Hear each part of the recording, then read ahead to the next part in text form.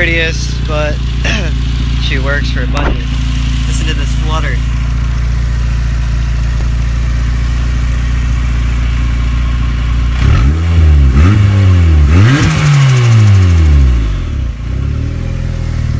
Don't mind all the wiring, just gonna get the gauges mounted up.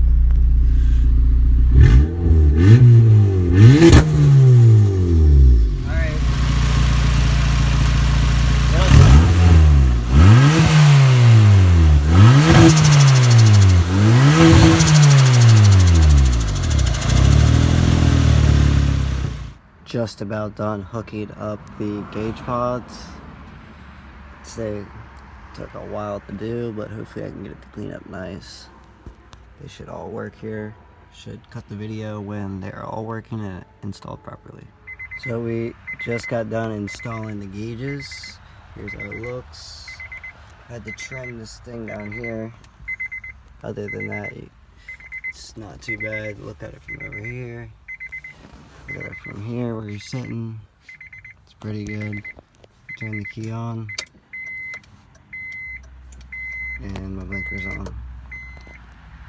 Don't have the O2 sensor plugged in right as of now. Oil pressure sensor is on, but oil line has broken, and then the boost gauge thing is just sitting there as usual. So today I noticed my feed line was starting to leak very slightly, and I started tightening it, and actually ended up stripping the adapter thing and the inside of this. So I went ahead and bought a new one and a new feed line. I'm going to try that out because this swivel thing right here is shot.